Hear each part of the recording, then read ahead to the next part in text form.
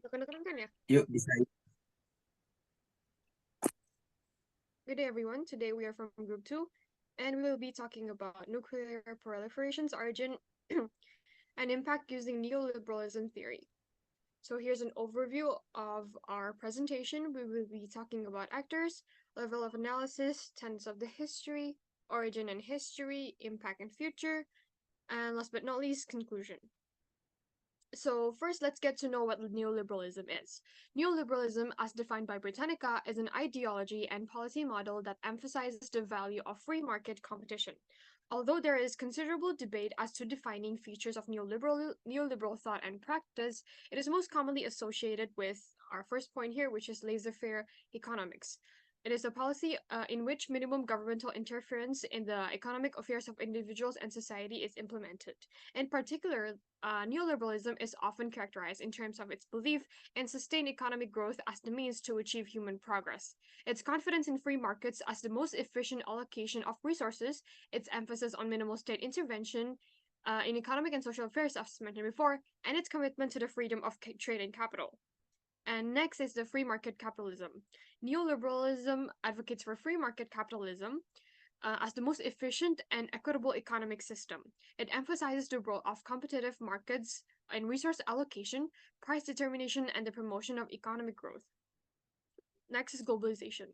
So the neoliberalism supports globalization and the removal of barriers to the flow of goods, capital, and information across borders. It believes that globalization can lead to economic growth and innovation. Free trade. Neoliberalism also favors open and free international trade, believing that it leads to greater economic growth and efficiency. It often supports trade agreements that reduce tariffs and trade barriers. And last but not least, privatization. Neoliberalism encourages the privatization of state owned enterprises and public services, arguing that private ownership and competition lead to efficiency and better outcomes. Neoliberals see a strong link between economic cooperation, peace, and the role of international institutions in facilitating cooperation. This is one of the main themes that we will be talking about and discuss deeper into. They argue that international institutions provide valuable mechanisms for states to overcome uncertainty and address various issues, including those related to security and economics. And while neoliberals emphasize the role of institutions in addressing these uncertainties and facilitating cooperation, there's still a debate over how well they can manage the complex interactions between economic and security concerns. So in the next slide, we will be talking and we will be analyzing what the critics and supporters of neoliberalism has argued. So first is the critics have argued that this ideology can lead to income inequality. They argue that the emphasis on free market capitalism can lead to wealth concentration among those who are already wealthy, while those with few resources may struggle to make economic progress, and how reduced government intervention and labor protection can sometimes result in low wages for workers.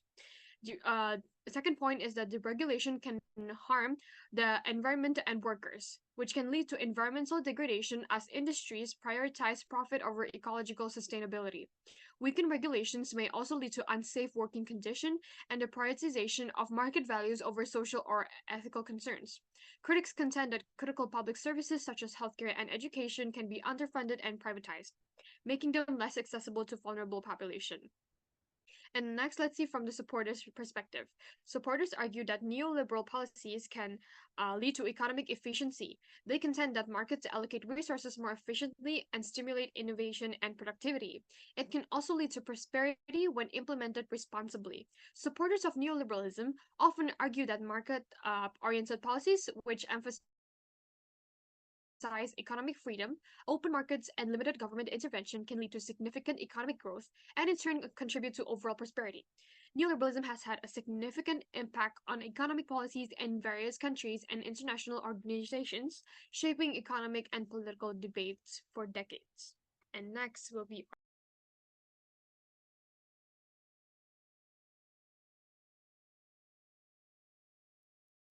Okay, in this slide we talk about the origin and history, nuclear proliferation. First is nuclear weapon that emerged in 20th century, specifically in 1938, discovered by Julius Robert Oppenheim and has been used to fight wars in the 20th century, especially in World War II and Cold War. Julius Robert Oppenheim is a psychist for Germany, but in World War II was drawn by the US in making nuclear weapons.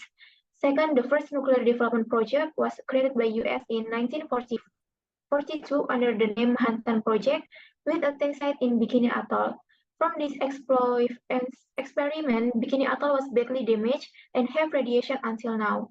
The third is the country that first developed and used nuclear weapons was the US in World War II in 1945 and bombed Japan to paralyze the alliance to submit to the US. The bombing carried out by the US against Japan, especially in Hiroshima and Nagasaki, killed 140,000 people and resulted radiation export over a long period, so that the number of the people died increased in the following years. Nuclear weapons and nuclear development are different because nuclear weapons are finished goods from weapons making materials, but nuclear proliferation is the development for the military, security, and health. And the last is therefore there is a nuclear proliferation, but there is also such a thing as nuclear non-proliferation, which aims to limit nuclear use for countries that use a lot of nuclear in their country. Next slide, please.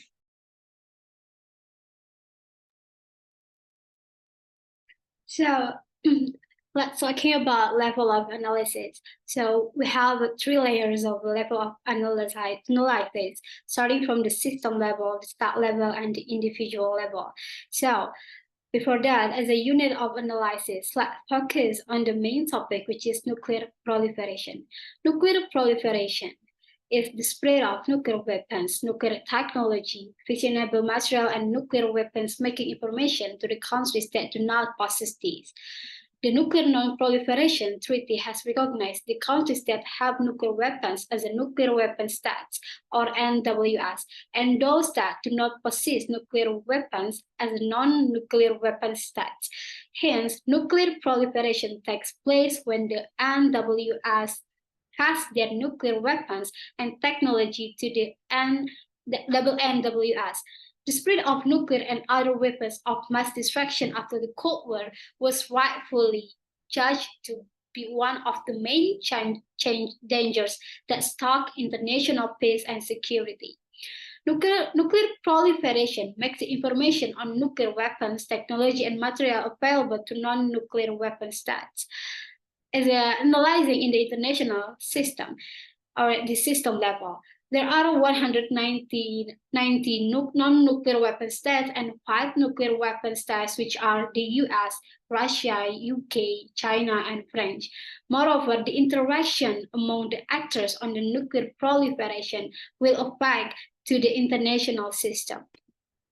Now, talking about in the stage of state level, so the NPT on Non-Proliferation Treaty acknowledged nuclear powers, including the United States and Russia. That's talking about the interaction of the great powers, which are United States of America and Russia. So these great powers delivered a mixed record in this regards. The post-Cold War cooperation of Russia and the United States under the Non-Nuclear Program or Cooperative Treaty Reductionist or CTR was important during the Clinton and Bush administration for improving the safety and security of administration, for improving the safety and security of Russian nuclear weapons and fissile materials, and for other successful denuclearization programs. On the other hand, Russia and the United States, well into the 21st century, remained nuclear force-laden with long-range strategies. Nuclear weapons many on have trigger alert from launch pointed at one another. The end of the Cold War increased the pressure on the nuclear weapon states to limit their own arsenals in the interest not only of non-proliferation, but also on the Vente. The United States Armed Control Community was gratified by indefinite extension of the NPT in 1995. And by the approval of the text and the release for signature of the CTB agreement in 1996. However, the US has yet to ratify the CTB, and the US and Russia did sign the Moscow Treaty of May 2022 as a fourth strategic offensive reductionist treaty, calling for each side to reduce its number of deployed warheads on intercontinental launches within the range, within the range from 2000 and until 1,700,000. So let's focus on the individual stage. So the individual stage, talking about the behavior and decision of the leader playing crucial role in the nuclear proliferation.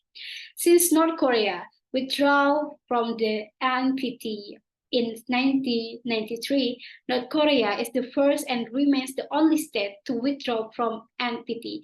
The decision was made by Kim Jong-un. So let's see for the case, the decision that made by Kim Jong-un as the leader of North Korea is more about order to the exponential or expansion of his country's nuclear arsenal and the development of a more powerful intercontinental ballistic missile. After he entered 2023 with another weapons launch following a record number of testing activities last year. Explanation based on the scope of neoliberalism theory. So, looking from the neoliberalism scope, so we argue that international cooperation is the main factors in preventing the spread of nuclear weapons. Like international cooperation is the most important thing to be fostered on this issue. However, it is main factors in preventing the spread of nuclear weapons that depending on the behavior of actors. This argument is supported by the fact that international organizations foster cooperation through the Treaty on the Non-Proliferation of Nuclear Weapons, or NPT, that I explained before, as the centerpiece of global efforts to prevent the spread of nuclear weapons, to promote cooperation in the peaceful uses of nuclear energy, and to further the goal of nuclear disarmament and general and complete disarmament.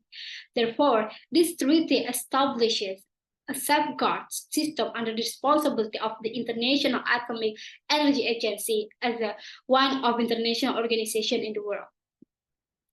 And then, knowing the fact that nuclear weapons are the most dangerous weapons on Earth, that is like why international cooperation within the international treaty is much needed and need to take into urgency, like in the prevention of the spread of nuclear weapons and weapons technology, to foster the peaceful uses of nuclear energy and to further the goal of disarmament. So next slide, please.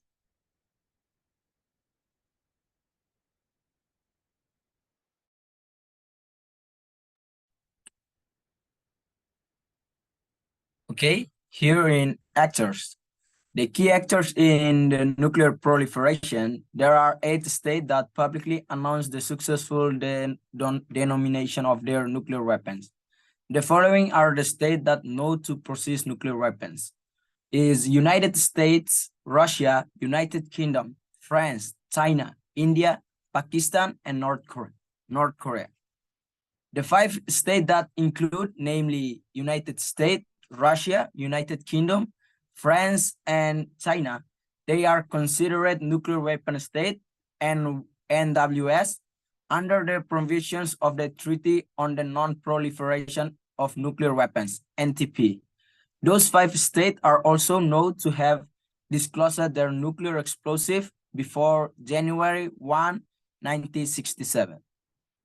And the 3 other countries that also have nuclear weapons, namely India, Pakistan, and North Korea.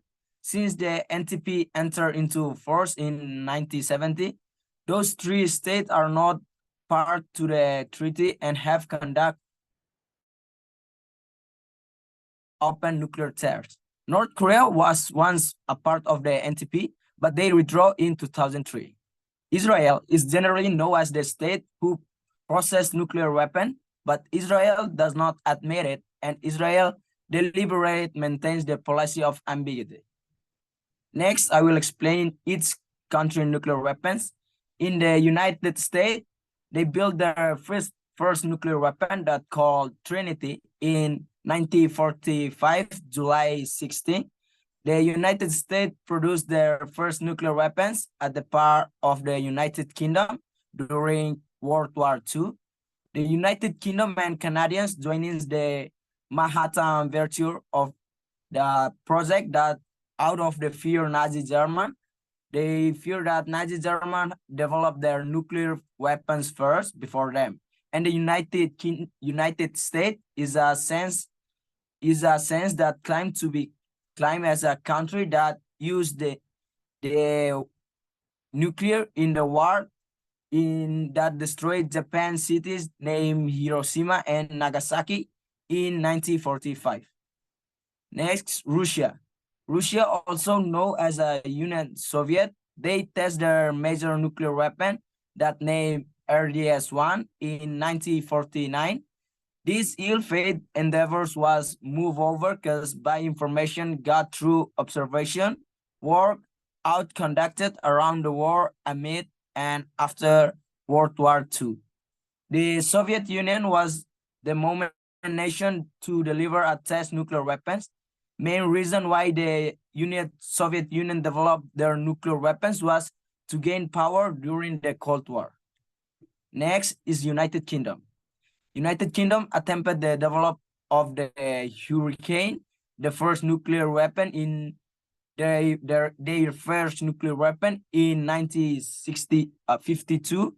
United Kingdom, with the support from states like Austria, German, and Polish physical that work in British University, gathered the main power and carry out preliminary research into the initial plans for an nuclear escape or choose not to join back to Nazi German or Nazi controlled territory.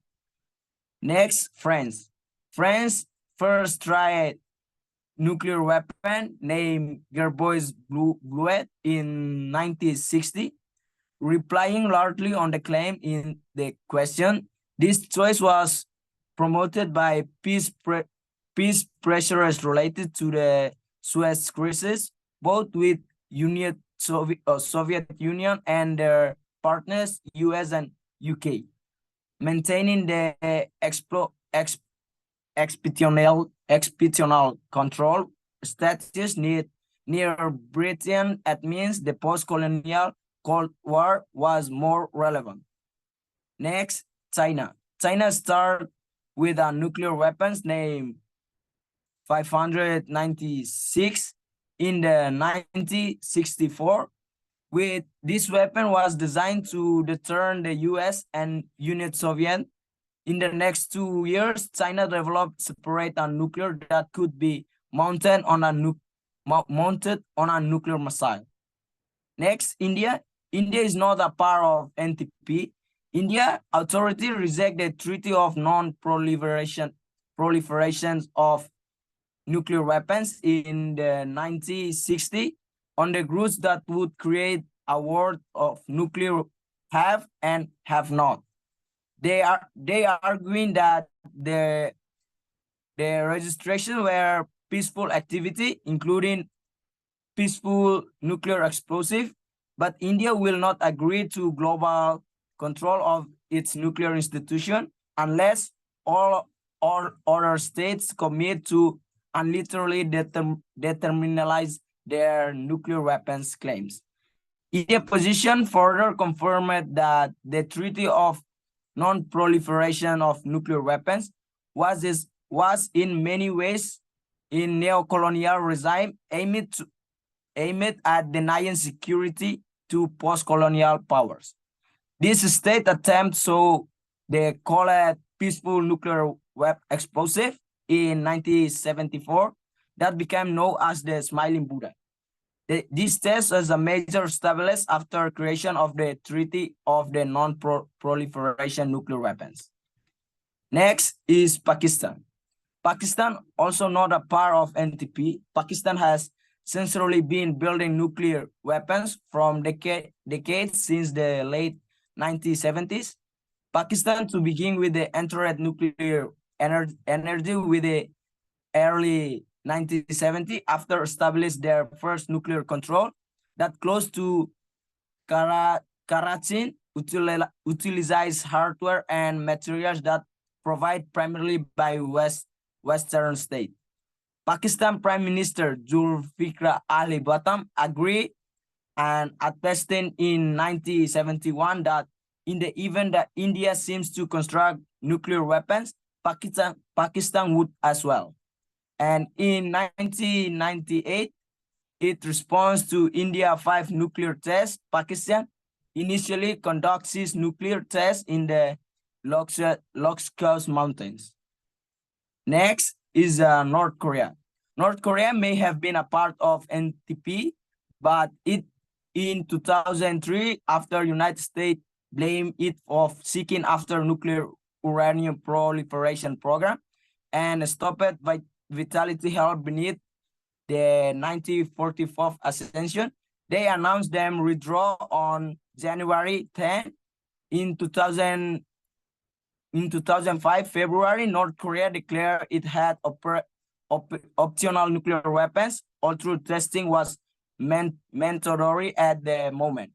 This has driven numerous specialists to question this claim. In 2006 October, North Korea announced that they are going to make a nuclear test to confirm their nuclear arsenal status in response to involving threats from the United States. North Korea announced their successful nuclear test on 2006 October 9. Most of U.S. incense authority accept the test was likely it was somewhat effective with the surrender of less than 1 kiloton. And North Korea conduct a moment and with the higher power test in 2009, May 25, and the third test, indeed higher power test in 2013, February 12. Next is Israel.